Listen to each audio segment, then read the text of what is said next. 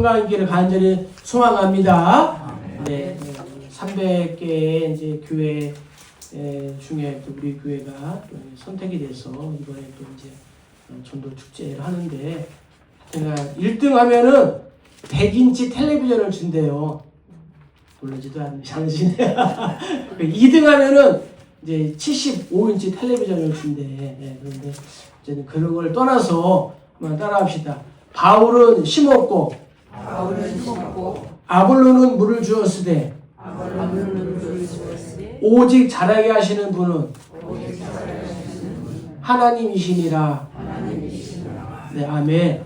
네, 하나님은 우리 결과도 중요하지만 또 과정을 보시는 분이기 때문에 우리가 최선을 다해서 우리가 또 이제 전도 축제에 또 참여하면 하나님께서 또 귀한 은혜를 줄 줄로 믿습니다. 네, 그래서 오늘 첫날 한번 따라합시다. 그 사람에게로 가라. 그 사람에게로 가라. 네, 그 사람에게로 가라라는 제목으로 말씀을 또 나누고 우리 기도하는 시간을 갖도록 하겠습니다. 하나님의 문제, The Problem of God. 하나님의 문제라는 말이 있습니다. 왜 하나님이 문제가 될까요? 만일 하나님이 존재하지 않는다면 그분에 대해서 말하는 것처럼 사람을 미혹시키는 것이 없기 때문입니다. 아마 이것은 세상에서 가장 큰 거짓말이 될 것입니다. 그러나 반대로 하나님이 정말 존재하신다면 그 사람은 결코 하나님을 무시하며 살아서는 안 됩니다. 그것이 가장 큰 잘못이기 때문입니다. 하나님이 계시든 안 계시든 간에 하나님의 문제는 사람이 간과, 즉 대충 넘어갈 수 없는 문제입니다. 이것이 바로 하나님의 문제입니다. 에드워드 리 로이라는 사람은 이렇게 말했습니다. 이 세상을 사는 대다수의 사람들은 하나님 없이 살려고 합니다. 그러나 우리 모두에게는 하나님이 필요합니다. 죄 있는 인생에게는 해결책을 주시는 하나님이 꼭 필요합니다. 라고 말했습니다. 오늘 우리가 읽은 본문의 말씀은 전도자 이 빌립이 한 사람에게 복음을 전한 이야기입니다.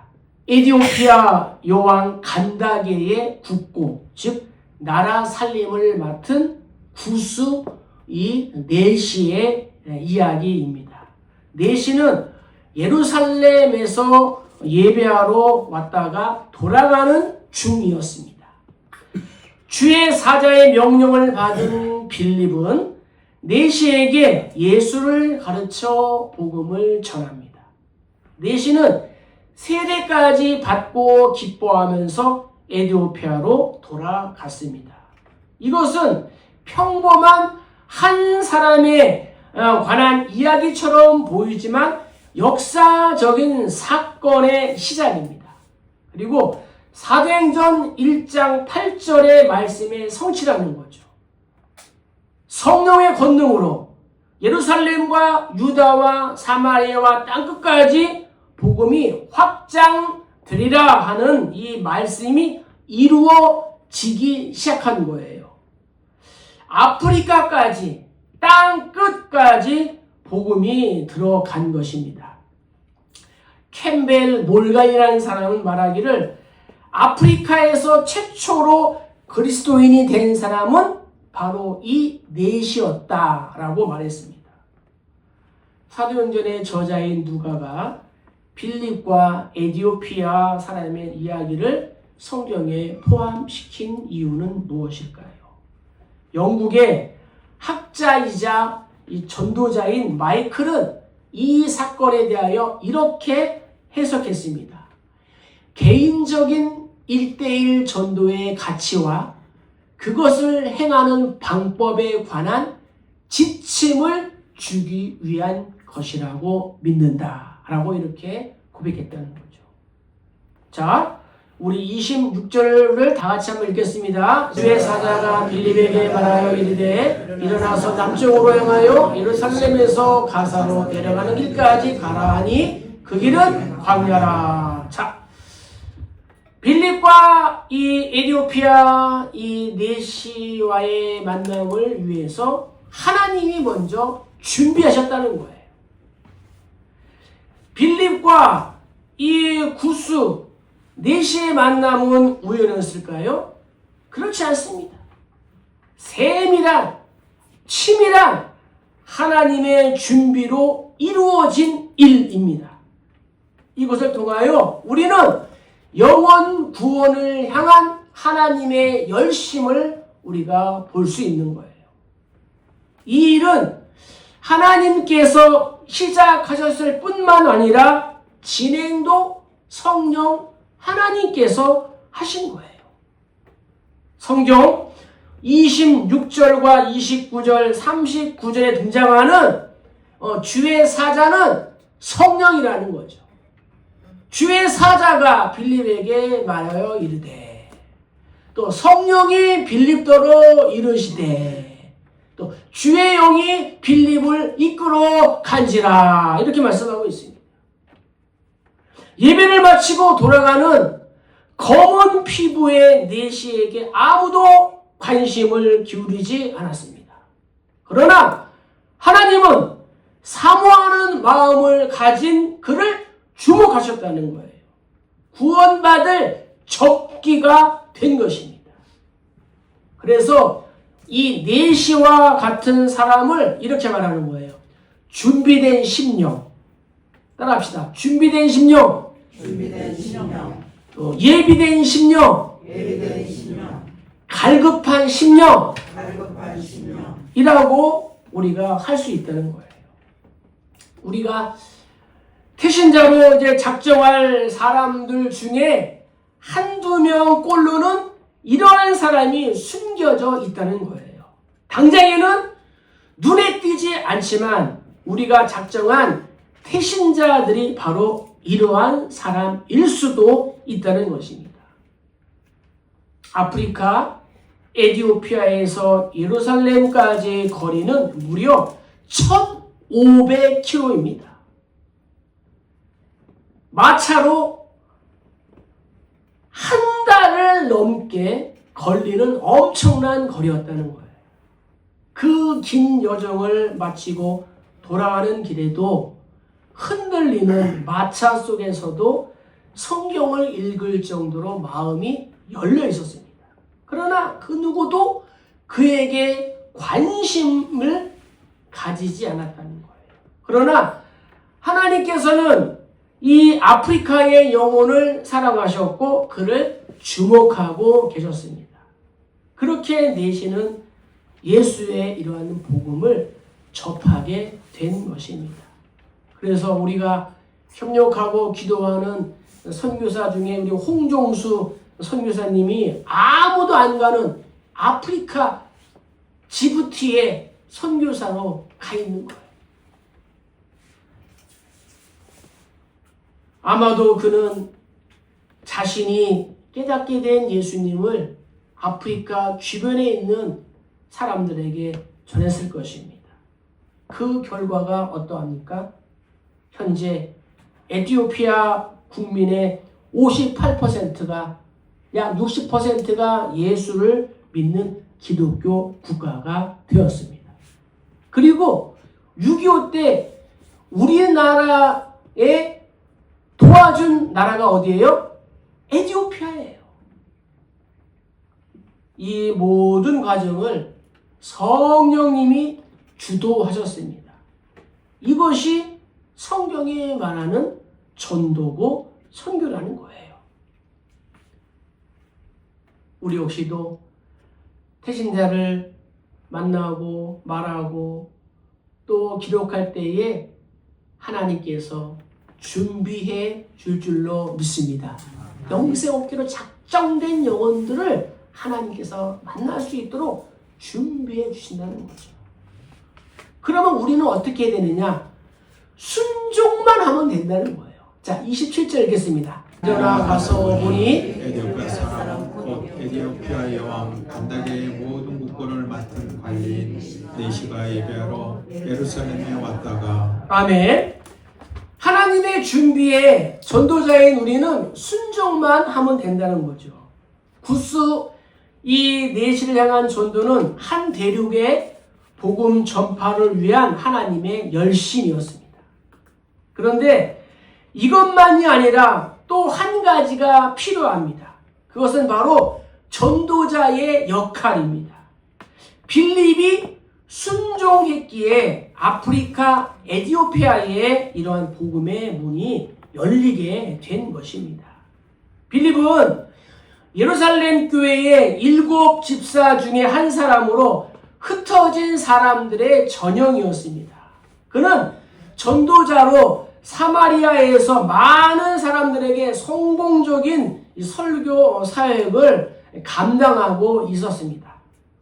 그러나 그는 하나님의 부르심에 순종함으로 잠시 사역을 중단하고 광야로 달려 나온 것입니다. 이렇게 하나님의 역사에는 빌립 한 사람의 순종이 필요하다는 거예요. 그리고 마침내 구스 내시는 이사야에 나타난 예수 그리스도를 소개받으며 구원을 받고 또 세례까지 받게 되었다는 거예요. 빌립을 통하여 복음을 들은 내시가 말합니다. 보라, 물이 여기 있으니 내가 세례를 받음에 무슨 거리낌이 있느냐. 세례를 받았다는 거예요. 그의 모든 문제가 해결된 거예요.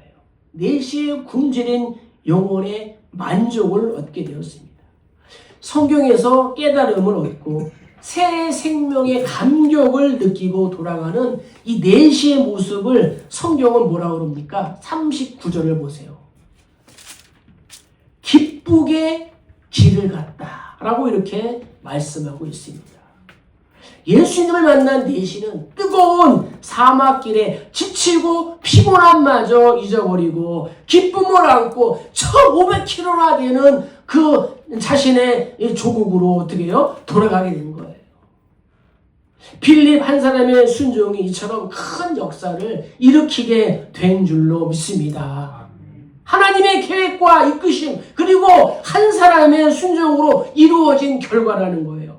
그를 통한 한 대륙이 복음을 받아들이는 길이 열리게 된 것입니다. 우리가 순종하면 다른 세부 사항은 하나님께서 다루시는 줄로 믿습니다. 만남을 계획하시고 에티오피아 사람의 도착 시간을 정하시고 빌립에게 어떠한 병거인지 그리고 무엇을 해야 할지를 성령이 말씀하신 것입니다. 피조물의 가장 큰 최고의 감격은 무엇입니까? 그것은 하나님의 이 생명 사역의 큰 이런 도구로 쓰임을 받게 되는 것이 아니겠습니까? 다니엘은 말합니다. 지혜 있는 자는 궁창의 이 빛과 같이 빛날 것이요 많은 사람을 옳은 대로 돌아오게 한 자는 별과 같이 영원토록 빛나니라. 이 일은 사람들뿐만 아니라 천사들까지도 흠모하는 그러한 일이라는 거죠. 사랑하시는 성도님들, 우리가 본문을 대하며 무슨 생각을 할 수 있습니까?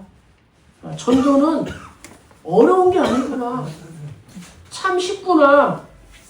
생명 살리는 일이 거저 가라면 가고 하라면 하는 순종이면 되는구나.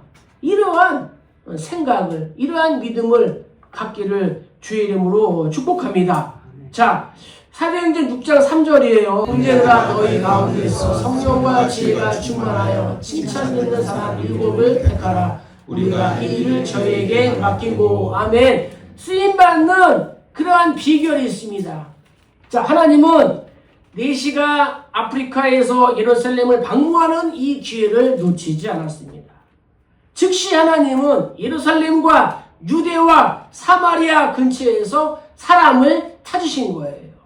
그리고 이 빌립을 적격자로 이렇게 지목하셨고 오늘 이 아프리카 대륙을 살리는 생명 역사에 쓰임받는 사람이 되도록 하신 거예요.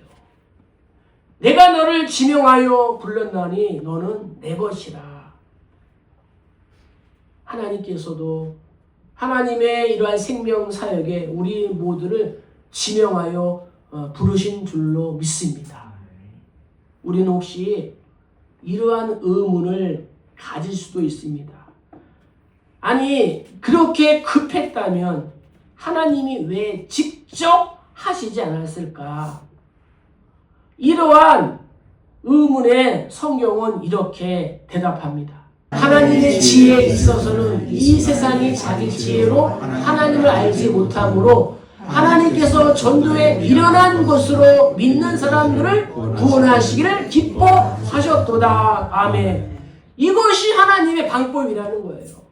전도에 미련한 것으로 하나님은 믿는 자들을 구원하시기를 기뻐하셨도다. 하나님은 복음 전도자를 통하여 구원하신다는 거죠. 우리 한 사람 한 사람을 통하여 나라와 기업과 민족을 구원하시기를 원하신다는 거예요. 그렇다면 이 하나님이 광야의 소리로 왜 빌립을 사용하셨을까? 빌립은 성령의 역사에 민감한 사람이었기 때문입니다.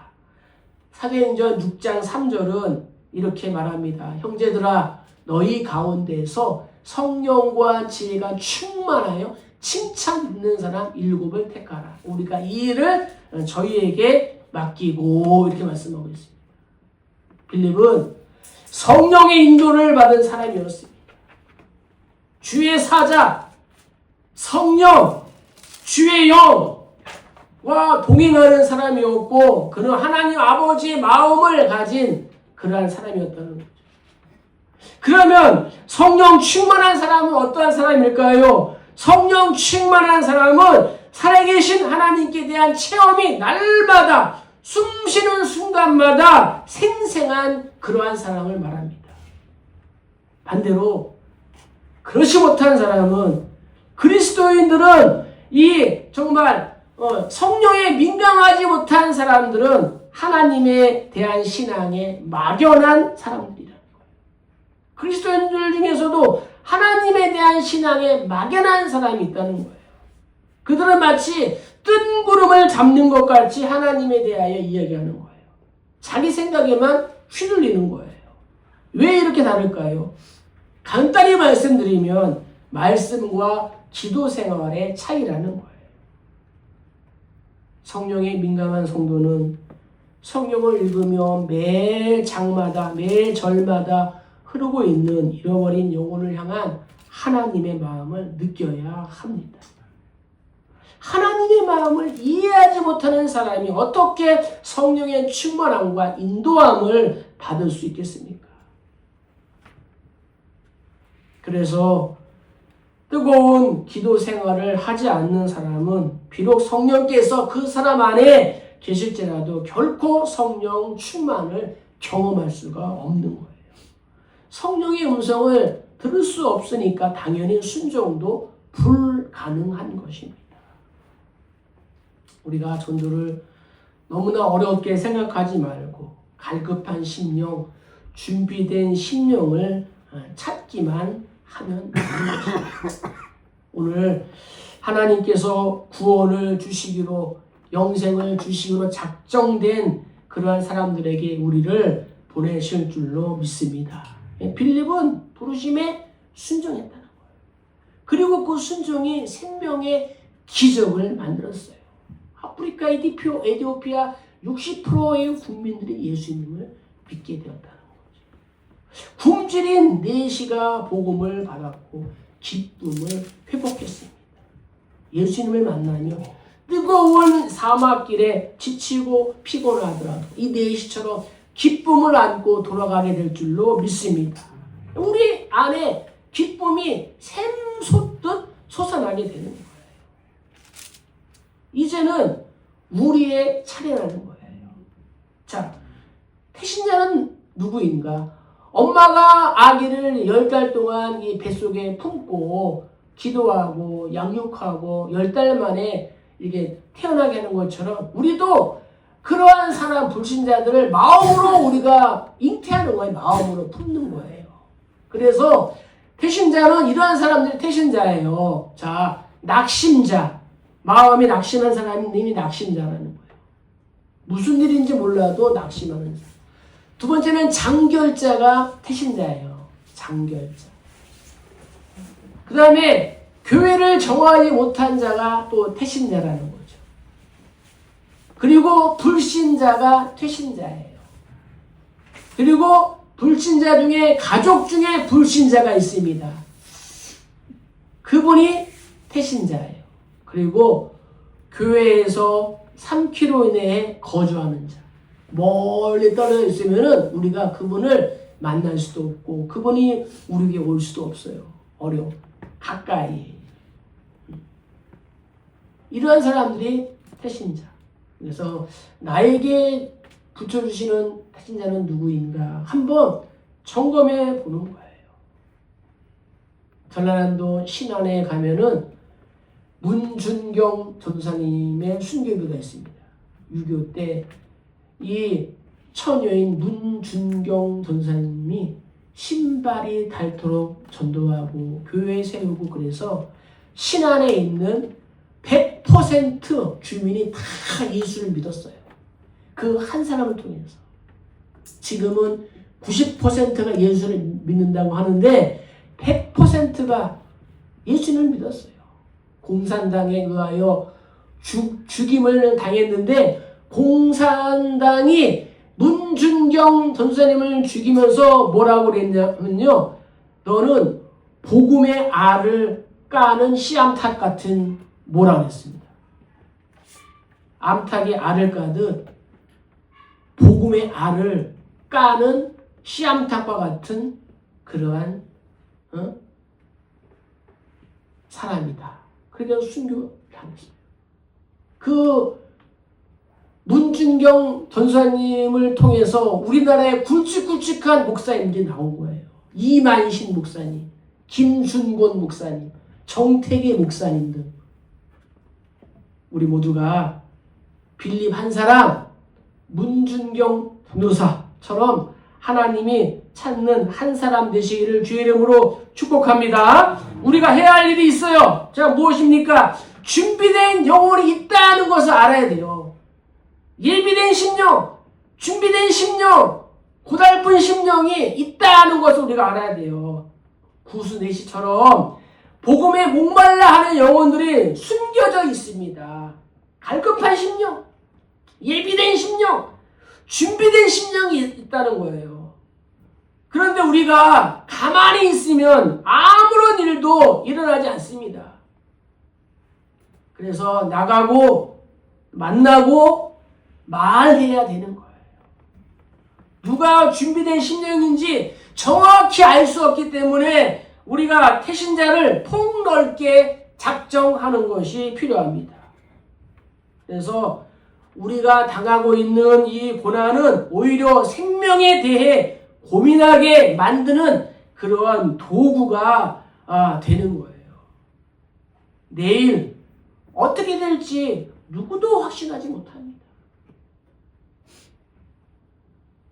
그래서 이번 주에 예비 태신자 5명 정도를 놓고 기도하고 이제 적는 거예요. 두 번째는 그 사람에게로 나아가는 거예요. 오늘 말씀처럼 빌립에게 성령이 내시에게 나아가라 하는 것처럼 그 사람에게 나아가는 거예요. 그래서 이번 한 주 우리가 바쁘고 분주한 일들은 조금 뒤로 물리고 지금은 성령이 품게 하시는 그러한 영혼으로 우리가 나아가게 되는 거예요. 그리고 사랑으로 그를 섬기는 거예요. 아기를 임신하고 엄마가 좋은 것을 먹는 것처럼 나에게 2개의 사과가 있다면 그 중에 하나는 전도 대상자에게 주는 거예요. 태신자에게 주는 거예요. 오이가 2개 있다. 하나는 주는 거예요. 부침개를 만들어서 한 접시 주는 거예요. 이렇게 내가 가진 무언가를 나누는 거예요. 그리고 마지막 정해진 날 교회로 초청하는 거예요. 우리 교회가 정해진 날은 언제예요? 5월 31일 날 초청하는 거예요. 예. 왜? 예수가 그리스도가 되신다라는 이 복음이 들려져야 그 영혼이 결판이 나기 때문입니다. 그래서 어떠한 사람에게는 생명의 선언이 될 것이고 어떠한 사람에게는 심판의 선언이 되기도 할 것입니다. 그러니까 듣게 하고 전하는 것은 우리의 책임이라는 거예요. 잘하게 하는 것은 하나님의 책임이고, 그래서 전도 이 축제 주일의 큰 목적은 무엇이냐? 복음을 한 번이라도 듣게 하는 것, 이게 목적인 거예요. 열매가 있으면 좋죠. 그러나 열매가 없더라도 복음을 한 번이라도 듣게 하는 것.